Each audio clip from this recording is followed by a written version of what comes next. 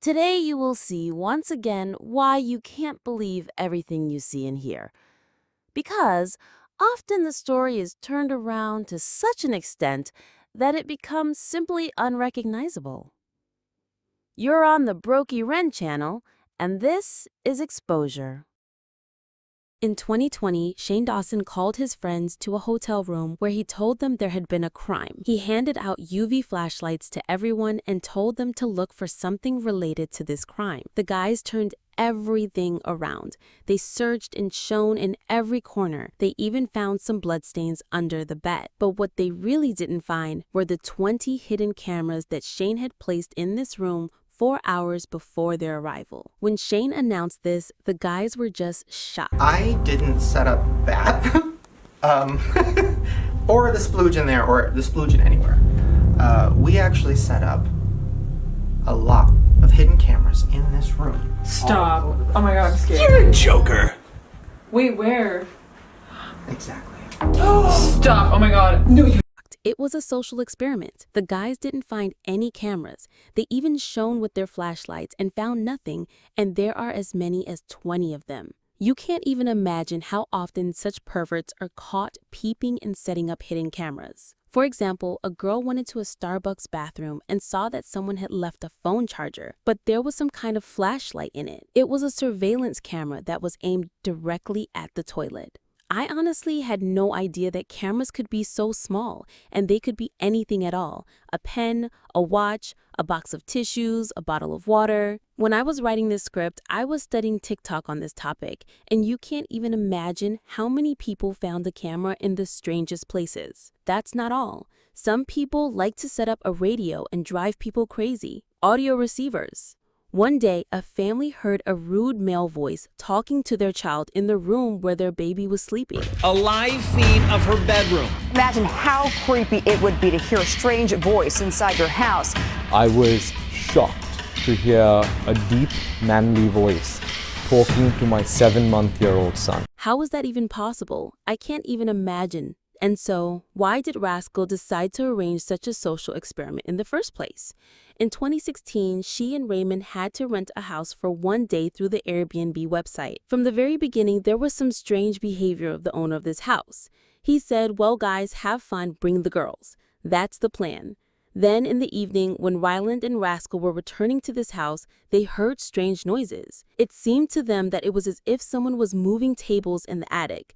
The sound was so strong. They left the house and Shane called the owner to ask what that sound was. What was his surprise when the owner said, "I'll take a look now, just a minute, it's the TV that's working." And how do you know that the TV is working there? I looked at the cameras. That is just like that. I checked the one you just, no one at the house. Openly, without hiding anything. He had cameras inside his house that he could look at any moment. Now, wherever you go, you must first check suspicious places for cameras before living somewhere. There is a way to check some place that seems suspicious. It's easy to point the camera at him when it's on. This light from the camera that is emitted from the camera is visible only to the cameras. It is easy to show this using the example of an ordinary TV remote control. When we press the button, we see a small light on top of it. This is the kind of light that is emitted from the camera. If you're thinking now that it doesn't matter at all, let them keep an eye on me, I don't care. No, this shouldn't be the order of the day. A person should know for sure that no one is following him. He's not a puppet. It should have its own boundaries. Okay, cameras on the streets for security purposes or even at work or near the house, this is absolutely normal. But inside the house, in your personal space, no one should be watching you. What is there to say? Even cameras aren't really necessary. I found a video in TikTok where a girl found a hole right above the bathroom in a hotel. Just a hole. That is, the person on top could just lie down on the floor and look into this hole. It's just super arrogance, I think. When one such observer was asked, "And how many people did you see while you were doing your business?" He said about 1,000. 1,000 people. How do you feel after all this?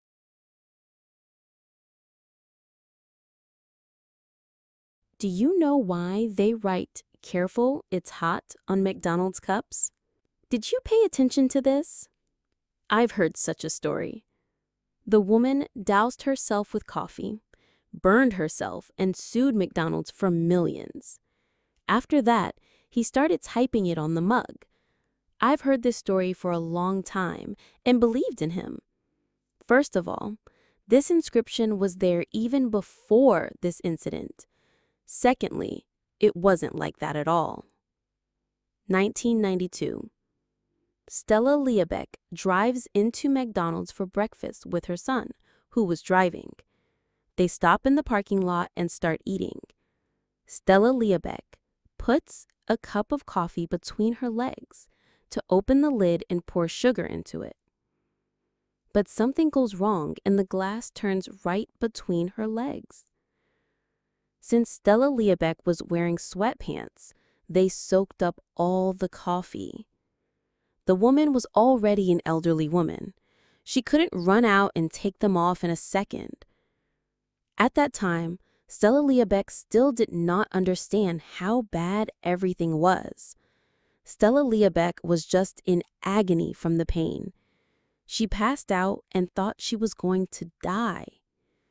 About the burn. As far as you can imagine how bad it could have been, it was even worse. All I remember is trying to get out of the car. I screamed, not realizing I was burned that bad. I knew I was in terrible. He was burned with almost 80 degrees of boiling water right between his legs. The genitals and rags were damaged and everything was boiled there. The doctor who treated Stella Liebeck said that in all his practice, he had never seen such burns. These are third-degree burns when you need to remove the skin and apply artificial skin. Stella Liebeck didn't want to go to court. She just wanted McDonald's to pay for her treatment, which cost $20,000. I understand. McDonald's is not to blame for the woman spilling coffee on herself. This is clear to everyone. The fact is that coffee shouldn't be that hot. Then why was it made so hot? And who usually buys coffee? Someone who runs to work, and when he gets to work, the coffee cools down to the point where it can be drunk. It was done on purpose. So, $20,000. McDonald's refused to pay the money. He said he would pay $800. At that time, Stella Liebeck sued, and it so happened that 700 other similar lawsuits were opened at McDonald's before this year. People have had the same situations, but they were paid some small amounts of money. McDonald's makes $1,300,000 on coffee alone in one working day. Therefore, in order to punish McDonald's, Stella Liebeck was told to pay for 2 working days of coffee for the company. That is $2,700,000. In the end, she actually got $600,000, but the wheel is running. Everyone heard $2,700,000. It was said on all channels, on all radios, in all newspapers. It was 1994 when it all ended. McDonald's, of course, lowered its temperature to about 76 degrees. That's the lesson for McDonald's. But after all this gossip and the publicity of this incorrect information, people just started to go crazy. First, the story is turned around to the point that she was almost driving and spilled on herself, or that she spilled on purpose. It seems she was holding a cup between her legs while driving. Stella Liebeck was simply hated. Man, it's hot. How hot is it? It's so hot, I poured McDonald's coffee in my lap to cool off. Pardon me. Excuse us. They made offensive jokes about grandmother, who could have died, by the way. They bullied grandmother. Even she received death wish letters. I just don't understand how, if McDonald's hadn't paid that amount to Stella Liebeck, would it have distributed it to all these people? America made it even worse by making up all these stories because people actually started spilling coffee on themselves on purpose to get paid. The Stella Liebeck Award for the most ridiculous lawsuit was also opened. It existed until 2012. That's how serious the situation was. Stella Liebeck just wanted her bills to be paid so that people wouldn't get hurt like her in the future. This is also a lesson for people. Don't put hot coffee on your lap. I do that a lot too. After this incident, it's better to be careful with the hot stuff. I think the court did everything right. Have you heard of Grace Kelly? I often heard her name, but I didn't know her story or her mysterious death. Start. Grace Kelly was born in Philadelphia in 1929 into a very wealthy and influential family. She was raised to live in high society. Grace had an incredible career as an actress because she was very beautiful. She was taken with her hands and feet wherever she went. Thus, she became one of the most beloved and most beautiful actresses of the 50s in America. Give up, John. Admit who you are. Of course, many people tried to win her heart, but only Rainier III succeeded. He is the prince of the not very rich Principality of Monaco. But then the fairy tale begins. American Grace becomes a princess. She's having a lavish wedding that the whole world is watching. Thanks to her popularity, Grace Kelly makes Monaco super famous because everyone is wondering where she went. There is a huge flow of tourists, mainly from America. Back then, people couldn't even imagine that Monaco is now one of the richest countries in the world due to Grace's fame and popularity. Then they have 3 children, and everything is fine. But was it really like that? In fact, shortly after the wedding, Grace realized that this was not her man. They're completely different. At the same time, the prince was very cruel to his wife. He insulted her in the presence of third parties, mocked her, and laughed at her. People often saw her running out of his office in tears. She was strictly forbidden to act in films because it was not her status. The end of her career. That's not all. In addition, the husband preferred to sleep in his bedroom separately and Grace in his own. That's when she realized that this was the end and she was trapped. But what about the children? 3 children who can be raised and cared for. Another mistake. They were out of control and their mothers were often rude. Everyone had their own character. Especially Grace Kelly was very worried about her youngest daughter, Stephanie. When Stephanie was 16, she was an unruly child who said she wanted to take extreme writing courses. This is where the hardest part begins. On September 13, 1982, Grace Kelly decided to take her daughter Stephanie to the airport, let the driver go, and talk to her seriously. The road was winding, as it is also called serpentine. Suddenly, after 40 minutes of driving, the car fell off a cliff, falling from a height of 45 meters. Monaco firefighters, who were the first to arrive at the scene of the accident, found Grace Kelly unconscious in the backseat of the car and Stephanie, who exited through the driver's door. If Stephanie suffered minor bruises after the accident, Grace suffered life-threatening injuries. At first, she was in a coma, but the next day, her family decided to disconnect her from artificial life support devices because her brain simply died. Thus, Grace died at the age of 52.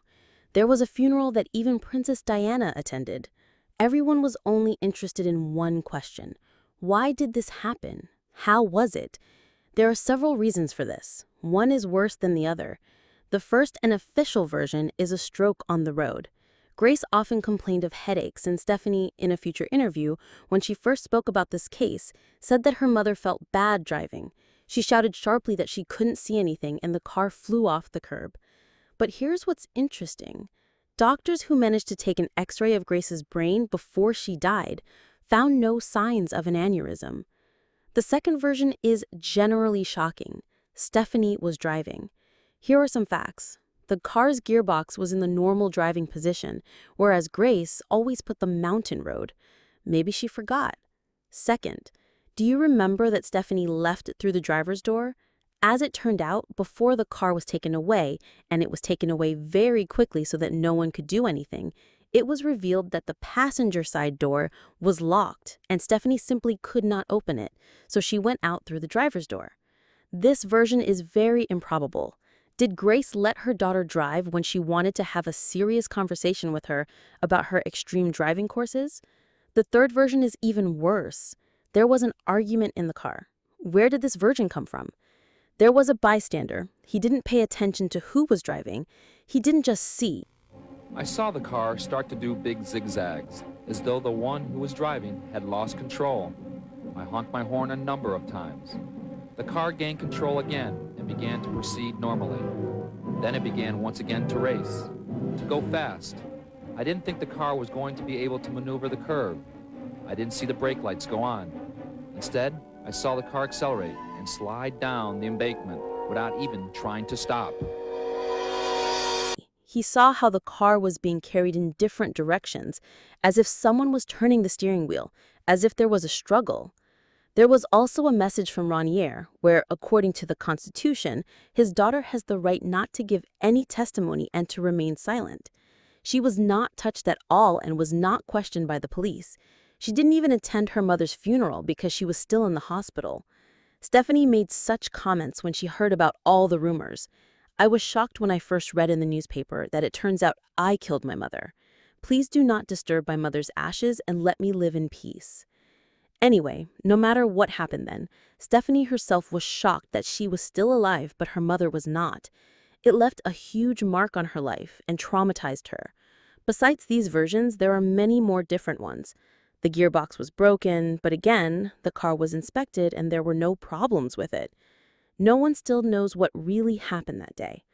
That's such a sad story, and although the prince never remarried after Grace Kelly's death, historians are still debating whether he married her specifically to draw attention to Monaco and improve the economic situation in the country thanks to such a famous personality as Grace. Grace herself just wanted true love. Grace's father wanted to get into high society and was only happy about this marriage, and the whole world wanted to see a beautiful fairy tale. Write comments. What do you think about this? What is your opinion? Your comments are helping the development of my channel. Thanks for watching. Bye, everyone.